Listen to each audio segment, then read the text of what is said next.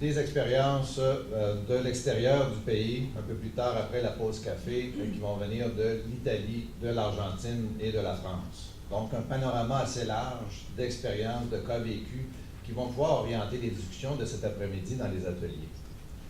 Alors sans plus tarder, et peut-être aussi une petite annonce auparavant, ce soir au banquet, nous aurons le privilège d'accueillir le ministre Stephen Blaney du gouvernement fédéral, du gouvernement du Canada, qui sera ici. Donc, le ministre Stephen Blaney sera avec nous au banquet ce soir. Il est le ministre des Anciens combattants et le député de Lévis-Bellechasse, ici dans la région. Donc, on va passer à cette première partie de la mise en situation en Amérique du Nord. Et la première présentation, vous voyez un peu dans votre programme, il y a 5 présentations.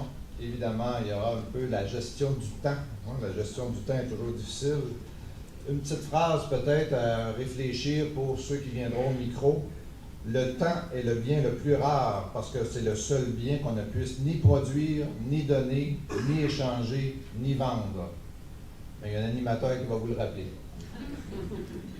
Alors, on passe à la première présentation qui va être de M. Alain Brideau qui a présenté ce matin, mais laissez-moi quand même faire quelques petites notes biographiques de M. Brideau. M. Brideau est peut-être tombé dans la position coopérative assez jeune.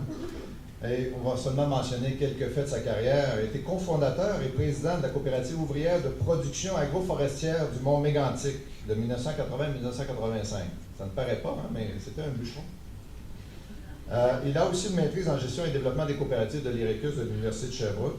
Et il a été président du comité provincial des coopératives de travail qui devint le regroupement québécois des coopérateurs et coopératrices du travail de 1986 à 1989. Et ce regroupement a fusionné récemment avec la Fédération des coopératives de travail du Québec pour devenir le réseau de la coopération du travail du Québec, dont il est administrateur. Il fut cofondateur de la coopérative de consultation et de formation Orion depuis 1986 et en est l'actuel président. Il est administrateur de la Fédération canadienne des coopératives de travail depuis 2008 et en est le président depuis 2009. Il est également membre du comité exécutif de SICOPA, l'Organisation mondiale des coopératives de travail. Nous accueillons M. Brideau.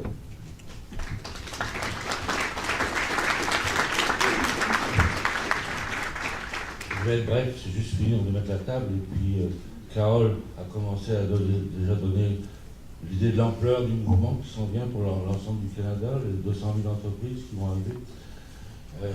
Madame Jacob a précisé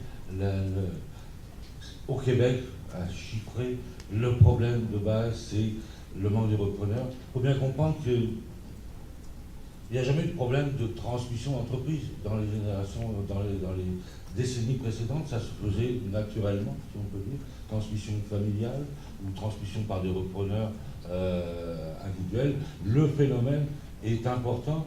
Et si on a cet événement aujourd'hui, c'est parce qu'on voit que tout d'un coup, c'est la plus grosse génération qui ait jamais eu, d'ailleurs, dans nos sociétés du Nord, tant en Europe qu'ici, qui va prendre sa retraite en même temps. C'est la génération des baby boomers, la mienne, mais maintenant on est plutôt des papy boomers, là. On est plutôt des grands-pères et des grands-mères, actuellement. C'est une génération qui est plus en forme que les générations précédentes, d'ailleurs, et qui va prendre sa retraite plutôt vers l'âge de 70 ans. Donc, et ça va se présenter comme tout d'un coup une vague, une espèce de tsunami qui va frapper à peu près partout en même temps. Une courbe en cloche, je suis sociologue de formation, c'est comme une courbe en cloche, dont la pointe va être vers 2018-2020. Actuellement, il n'y a pas de problème, on le voit pas encore vraiment, on est un peu en bas là. Je vois dans certains CLD, j'étais impliqué dans le réseau de CLD, que bon, le taux monte. Le nombre de transmissions, de cas de transmission par année. Bon, les CLD sont les simples coûts de développement qui sont les agences de première ligne du gouvernement du Québec pour aider à l'entrepreneuriat dans toutes ses formes. Dans certains CLD, ça va même très vite, un peu plus vite que d'autres. Il y en a un dans la région de Québec, ici à Lilley, où l'année dernière, la moitié des cas traités par le CLD étaient des cas de transmission. Oups, ça va plus vite. Ça va aller à des vitesses inégales. Mais la vague s'en vient. C'est ça l'objet du congrès, c'est de se préparer à cette vague, ce tsunami-là qui peut faire d'énormes dégâts. Si on n'est pas prêt, si on n'a pas mis en place, par exemple, un réseau d'experts partout au Canada sur la transmission capable d'accompagner des projets de transmission et de répondre quand les projets vont arriver, dans la vague vers 2018-2020, ça va être des centaines et des centaines par mois qui vont arriver. Il faut mettre un dispositif précis en place pour ça. Il va falloir avoir des outils financiers, parce que ça va coûter de l'argent, tous ces éléments-là, des outils humains. C'est un peu ça, il faut les placer, ce genre de choses. On a des réseaux qui existent déjà pour nous aider. Le réseau, on a vu, on va voir Madame Ferland avec le réseau des coopératives de développement régional.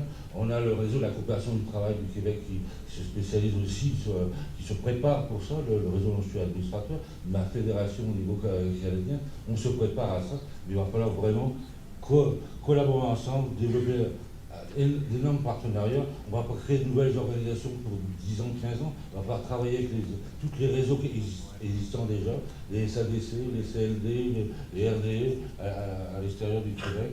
C'est un peu le message que je voulais passer ce matin. Merci.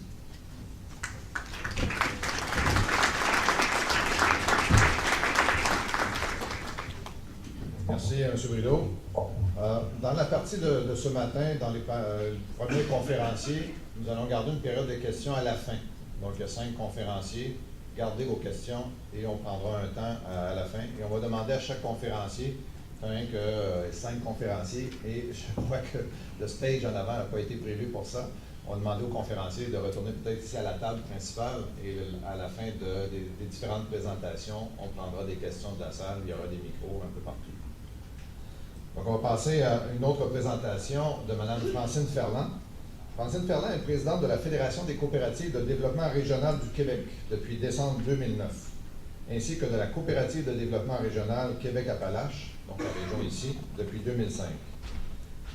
Les coopératives de développement régional sont présentes partout sur le territoire québécois et œuvrent à la création de nouvelles coopératives, à la consolidation des coopératives existantes et à la relève d'entreprises par la formule coopérative.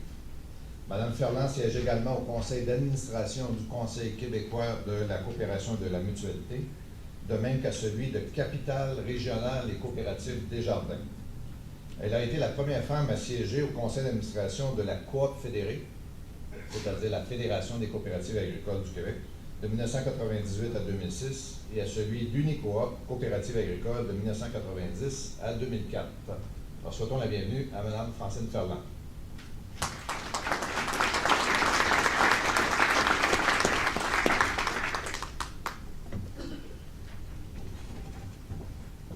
Alors, bonjour à tous et à toutes. Merci beaucoup, M. Lacasse, pour cette belle présentation. C'est vraiment à titre de présidente de la Fédération des coopératives de développement régional que je m'adresse à vous ici ce matin. Ma présentation va déborder un petit peu du cadre de transmission d'entreprise aux employés pour exposer l'angle de la relève, mais sous la forme coopérative. D'abord, je vous présenterai un peu, même si on en parle depuis le tout début de la matinée, ce qu'est le réseau des CDR et comment ces organismes-là sont des partenaires incontournables dans la mise sur pied d'un projet coopératif.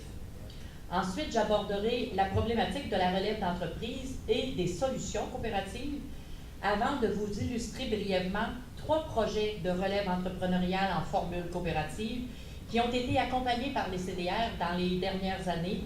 Et je terminerai avec une brève conclusion. D'abord, le réseau des CDR au Québec, qu'est-ce que c'est? Bon, Mme Jacob en a un petit peu parlé, M. Lacasse également, mais ce sont des organismes de développement coopératif régional qui sont présents partout sur le territoire québécois.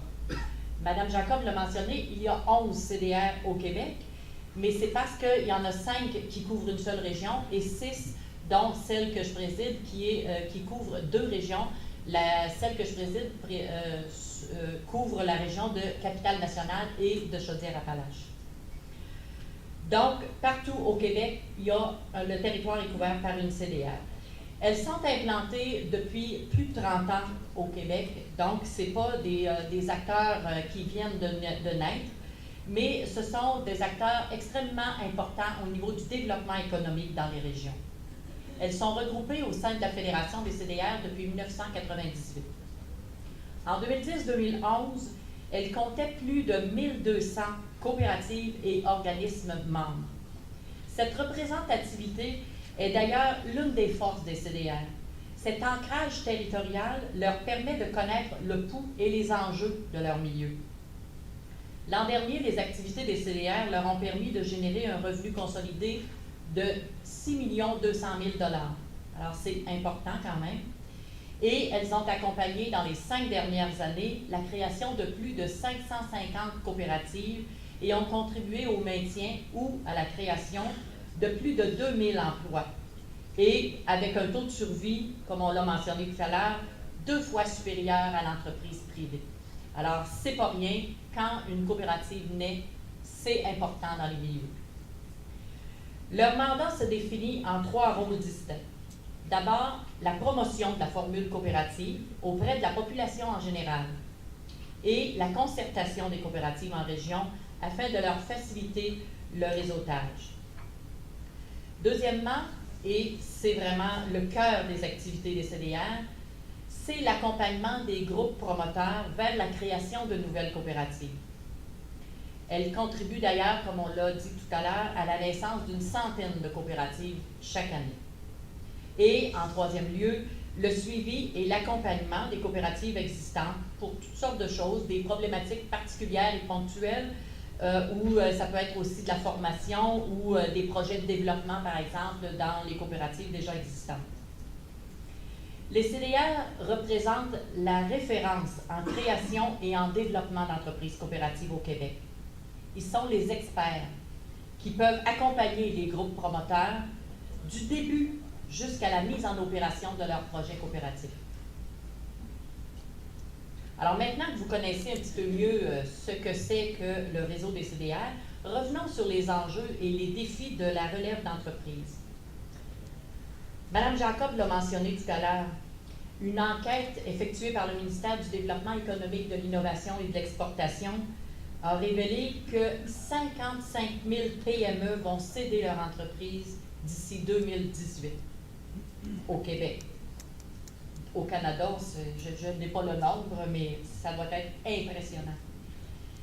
De ce nombre-là, on indique que plus de 50% ne seront pas en mesure d'assurer une relève à leur entreprise de la façon qu'on le connaît habituellement, que ce soit une relève familiale ou une relève en vendant simplement leur entreprise. C'est donc un flot important d'entrepreneurs et d'entreprises qui vont chercher des repreneurs.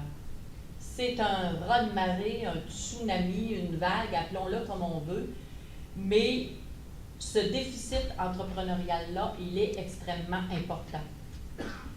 Le nombre de cédants sera largement supérieur au nombre de repreneurs. C'est une problématique qui est majeure et même si on faut vraiment pas se cacher la tête dans le sable parce que c'est un peu inquiétant. Plusieurs experts s'entendent pour dire qu'il sera nécessaire d'explorer des méthodes de relève non traditionnelles. C'est là que l'entrepreneuriat collectif, et notamment la formule coopérative, peut assurément s'avérer une avenue à explorer. Alors, comme je viens de le mentionner, la formule coopérative est une solution à la pénurie de repreneurs, mais elle répond également à d'autres aspects de la problématique de relève.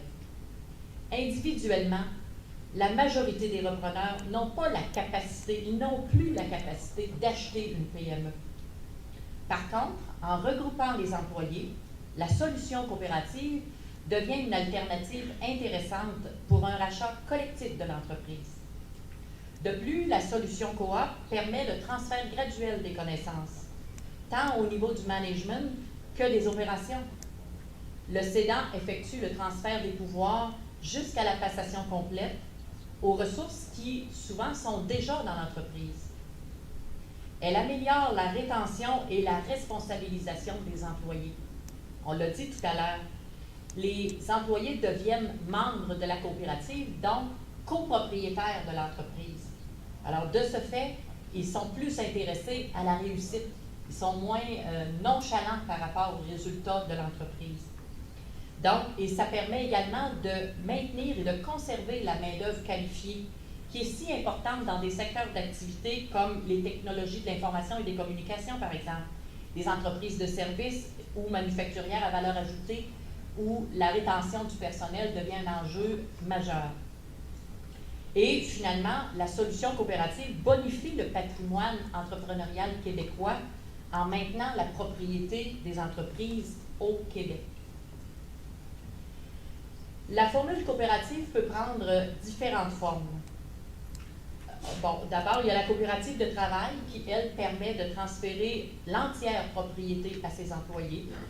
La coopérative de travailleurs actionnaires, et vous remarquerez qu'il n'y a pas de S actionnaire parce que ce ne sont pas les travailleurs qui sont actionnaires, mais bien la coopérative, qui, elle, permet de transférer une partie de la propriété à ses employés. La coopérative de solidarité, où l'on transfère la propriété à un groupe de travailleurs et utilisateurs de l'entreprise et à des personnes du milieu. C'est un mix des trois catégories. La coopérative de producteurs, elle, permet de transférer la propriété à ses fournisseurs. Et enfin, la coopérative de consommation permet de transférer la propriété à ses clients. Sous l'angle précis de la transmission d'entreprise aux employés, on pense surtout à la coopérative de travail ou à la coopérative de travailleurs actionnaires, mais les autres formes peuvent également s'appliquer. Mais peu importe le contexte ou le besoin spécifique, la formule coopérative présente le grand avantage d'être flexible et adaptable aux différents besoins et différents contextes. À travers leurs différents mandats, les CDR sont bien outillés pour soutenir les organisations face à la problématique de relève d'entreprise. À cet égard, la Fédération des coopératives de développement régional a développé la série d'outils Relais Coop, en partenariat avec la coopérative Orion, afin de permettre aux CDR de positionner les enjeux de relève en faveur du développement de la formule coopérative. Pour vous démontrer la pluralité des contextes dans lesquels les CDR peuvent agir, voici quelques exemples de projets de relève accompagnés par les CDR qui illustrent comment la formule coopérative peut être une solution. Le premier cas que j'aimerais vous illustrer, c'est celui d'Électro-Coop, à Rimouski, dans la région du Bas-Saint-Laurent. Il s'agit d'un cas typique de problème de relève où, voyant venir une retraite à court ou moyen terme et n'ayant pas de relève identifiée, les actionnaires se retrouvent devant un enjeu majeur. Est-ce qu'ils vont fermer l'entreprise? Est-ce qu'ils vont la vendre? Mais à qui la vendre? Les employés se sont montrés intéressés. Alors, c'est là que la CDR est entrée en scène et a accompagné l'entreprise dans son transfert vers une coopérative de travailleurs actionnaires. Une entente de relève entre les actionnaires et les employés permettra de transférer l'entreprise sur une période de 6 ans, de maintenir une trentaine d'emplois et même de développer de nouvelles perspectives pour l'entreprise. L'objectif, ça demeure un transfert complet. L'entrepreneur veut vraiment transférer de façon complète. Donc, après 6 ans, les employés devraient posséder 100% des actifs et ainsi devenir une coopérative de travail. Une solution où les deux parties sont gagnantes. Un juste prix pour les actionnaires de l'entreprise et la protection des emplois et même un plan de retraite pour les employés membres de la coopérative. Quels sont les impacts pour l'entreprise? Bien déjà, depuis la création de la coopérative, on remarque qu'il y a moins de pertes de matériel. Un drôle de hasard, me direz-vous. On note également une augmentation du chiffre d'affaires et un accroissement du bénéfice net depuis l'entente en février 2010. Donc, ce n'est pas un hasard. C'est vraiment l'impact de cette coopérative-là sur cette entreprise. Mon deuxième cas, c'est la coopérative de travail Promoplastique de Saint-Jean-Port-Joli, qui nous est apparu vraiment extrêmement intéressant car il met en relief un cas de relève par les travailleurs, mais en lien avec une décision d'affaires d'une entreprise. En effet, en 1992, Plastique Gagnon décide de se départir de sa division imprimerie pour se concentrer sur le volet industriel. Alors, plutôt que de voir fermer peut-être la division, 6 employés se regroupent avec 3 autres travailleurs qui sont nouveaux et ils créent une coopérative de travail qui rachète la division imprimerie de l'entreprise. La CDR a accompagné la coopérative dès le début de ce projet-là. D'ailleurs, le directeur général, à l'époque, est ici dans la salle. Ça doit lui rappeler des beaux souvenirs. Après 3 belles années de succès, la faillite de 2 gros clients a menacé sérieusement la pérennité de la coopérative en 1995. La CDR les a aidés à trouver des solutions et à surmonter ces difficultés, si bien qu'entre 1992 et 2010, le chiffre d'affaires de la coopérative a triplé. Quels sont les impacts de l'arrivée de cette coop-là? Eh bien, il y a 13 nouveaux emplois qui ont été créés depuis le démarrage. Pour une entreprise de cette taille, c'est extrêmement important.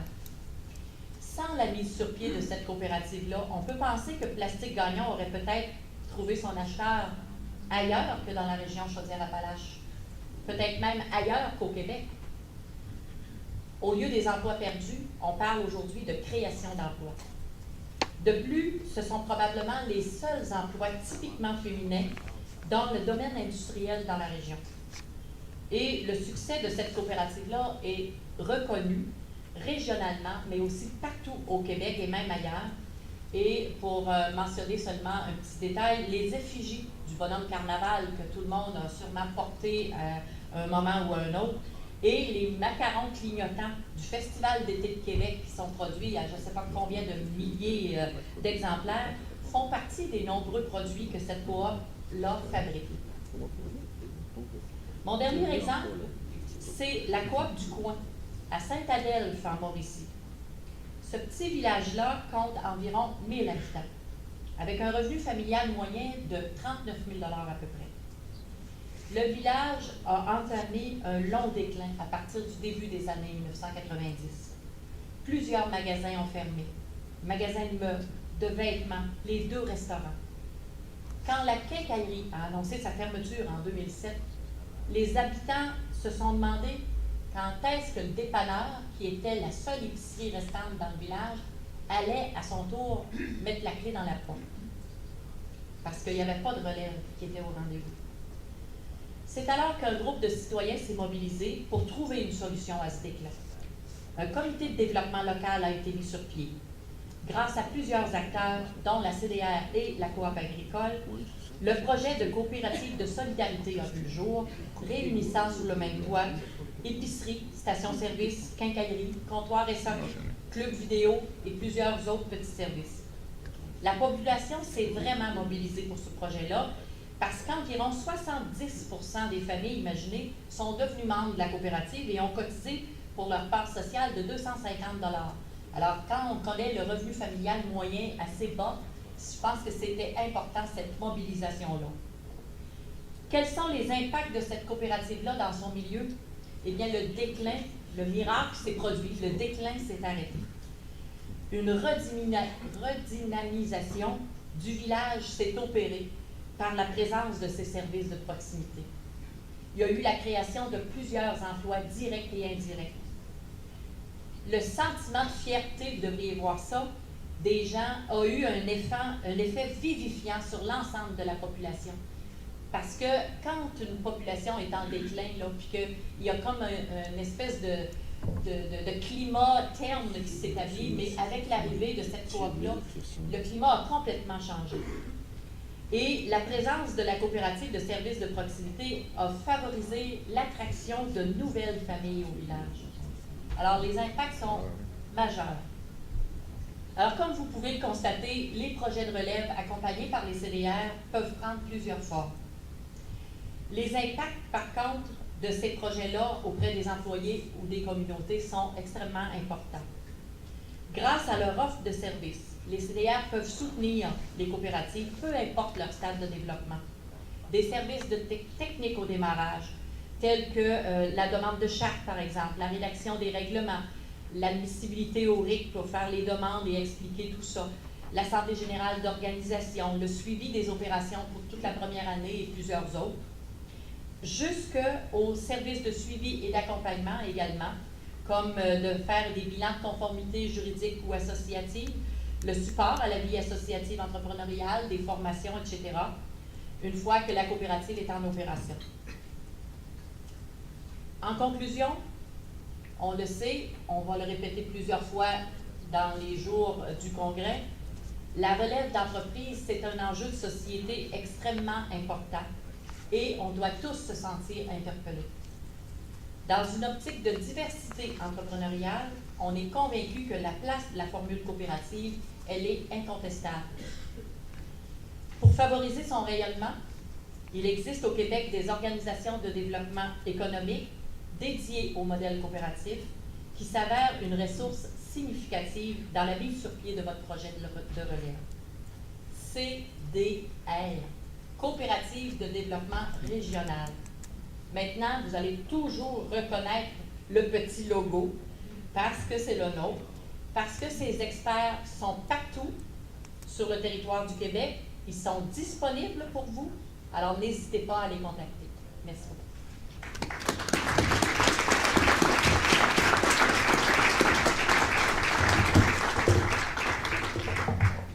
Merci, Mme Ferland.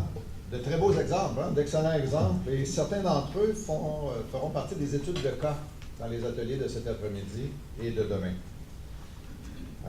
Juste mentionner, étant donné qu'on a des invités étrangers, ça fait plaisir peut-être à nos amis français en particulier. Robot Plastique, une coopérative. Il a fait la petite effigie de plastique, le coq gaulois de l'équipe de France de 1998 qui a remporté la coupe. C'est grâce à Robot Plastique qu'ils ont remporté la coupe. Alors, on va passer à un prochain conférencier. On l'appelle quelquefois Monsieur Développement Local. Alors, depuis 1998, M. Jacques Fizette est directeur général du Centre local de développement de Québec. Et il a participé également aux travaux du comité mis en place par le gouvernement du Québec visant à la création des centres locaux de développement du Québec, qui sont partout sur le territoire. Et Jacques Fizette est également membre du comité consultatif pour la politique d'investissement en économie sociale, du Conseil santé et bien-être, de la Table nationale des directeurs généraux des CLD, Centres locaux de développement, de la région de la Capitale-Nationale et du conseil d'administration de l'Association des centres locaux de développement du Québec et du conseil des fiduciaires de la fiducie du chantier d'économie sociale. Grand titre, hein? Fortement impliqué dans le milieu, il siège sur différents comités et conseils d'administration auprès d'organismes œuvrant au mieux-être de la population. Alors, accueillons M. Jacques Fizette, développement local.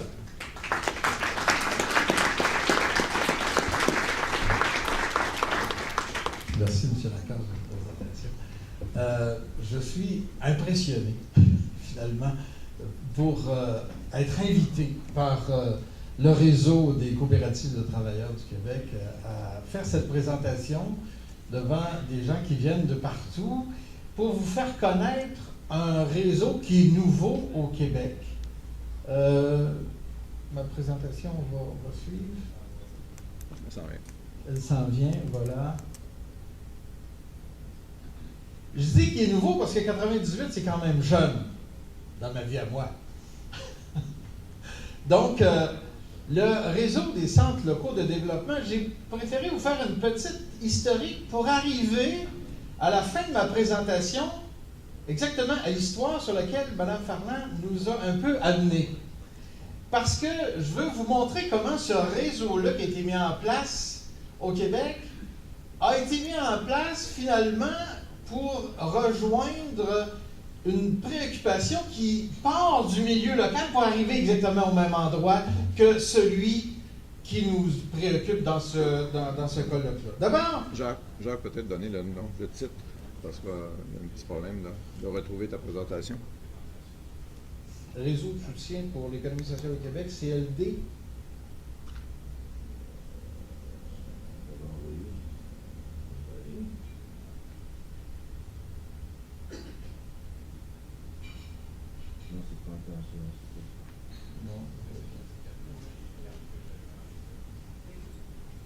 Non, on peut tu brosses. Voilà.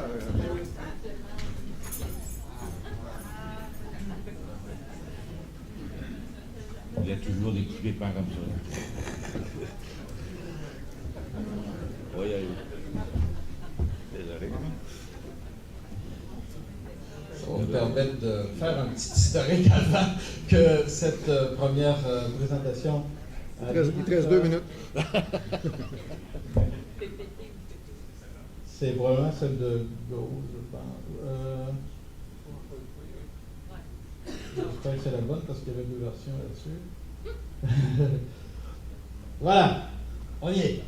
Alors, on peut passer à la suivante tout de suite. Voilà. Alors, en fait, au bout d'une réflexion qui a été portée à l'intérieur d'un grand sommet au Québec, où on a tenté d'essayer de rééquilibrer les chances de l'ensemble des communautés québécoises d'avoir un support pour son développement, parce qu'il était très inégal. On voyait des milieux locaux qui investissaient énormément dans le support au développement, et d'autres souvent qui étaient juste à côté, qui bénéficiaient des retombées économiques de ce développement-là. Donc on a fait toute une réflexion qui nous a mené à la fin du sommet qui avait été mis en place par le premier ministre de l'époque. On est arrivé à une proposition de créer sur l'ensemble du territoire du Québec un grand réseau pour soutenir le développement local, mais de la communauté à un niveau, un territoire un peu plus petit que celui de la région administrative dont Mme Farland nous parlait tantôt. Il y a 17 régions administratives, mais dans chacune de ces régions administratives-là, il y a des villes et des municipalités régionales de comté. Donc, en 1998, on a créé ce réseau-là pour amener une meilleure équité dans le soutien au développement. Les CLD sont donc nés de cette décision-là du gouvernement du Québec. C'est un développement socio-économique qui s'appuie sur les forces créatrices locales. Parce que aussi, il faut dire qu'on embarquait dans une espèce de mouvement qui était déjà mondialisé à l'époque, de d'abord s'appuyer sur nos forces locales plutôt que d'attendre un développement qui vienne de l'extérieur. Alors qu'antérieurement, on comptait beaucoup sur les voisins pour nous développer. Maintenant, on s'appuie plus sur nos forces locales. D'où l'idée de développement local. On ne le qualifie pas d'ailleurs, on dit développement local, parce qu'on veut que cette vision de développement soit plus globale. Donc, les CLD ont été créés, 120 CLD couvrent l'ensemble du territoire du Québec, et ces 120 CLD-là ont un modèle de... Attendez, il faut que je suive moi aussi. Ont un modèle d'organisation qui se veut être autonome des élus locaux. L'organisation, qui est un OBNL, dans le cadre d'une loi provinciale, mais que cette organisation-là ne relève pas directement des élus locaux, mais soit davantage menée par des représentants des divers milieux d'un territoire local. En tentant de faire que ce territoire local-là, que cette organisation-là représente la culture de ce territoire local-là. Donc, et parmi les milieux qui sont représentés au niveau du conseil d'administration, il y avait, dès le départ de la création des CLD, l'obligation que les coopératives, telles qu'elles, soient représentées, qu'il y ait un siège réservé aux coopératives. Mais évidemment, il y en avait plusieurs autres, dont les élus locaux, mais qui, au début, ne devaient pas avoir la majorité sur ce conseil. Ensuite, pour soutenir le fonctionnement de ces centres locaux de développement, l'argent vient d'abord du gouvernement du Québec, et il y a une entente qui est créée entre le gouvernement du Québec, représenté d'abord et avant tout par le ministère du Développement économique, de l'Innovation et de l'Exportation, dont parlait Mme Jacob tantôt, qui est représentée par Mme Jacob. Et il y a deux autres ministères qui sont impliqués là, pour des questions territoriales.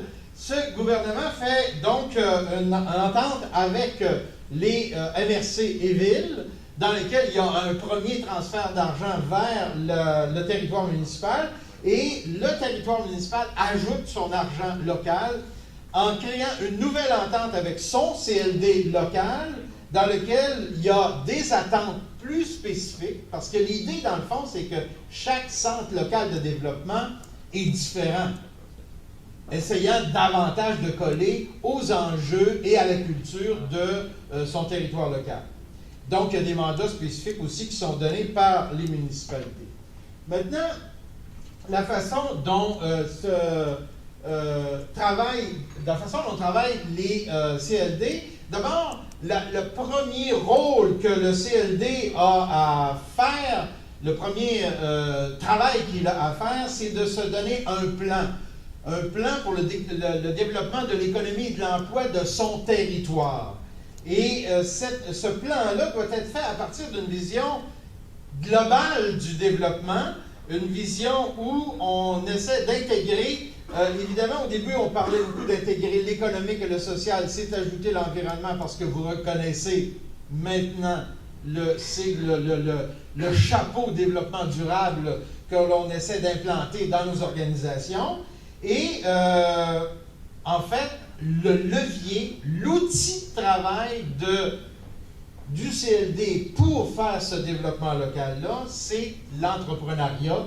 L'entrepreneuriat sous toutes ses formes, privé, collectif, donc coopératif aussi.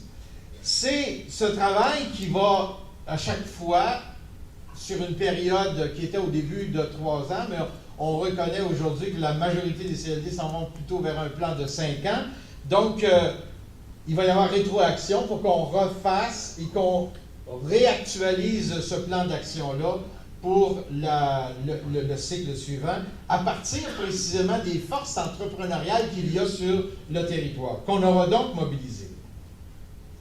J'arrive maintenant à ce que j'appellerai l'ADN de ces organisations-là, du CLD. C'est mobilisation et concertation. Et là, vous allez reconnaître les deux mots que Mme Ferland a justement utilisés dans le fameux projet, un des derniers exemples qu'elle donnait, la coopérative du coin. Mobilisation et concertation c'est l'ADN de ces organisations-là en termes de développement local.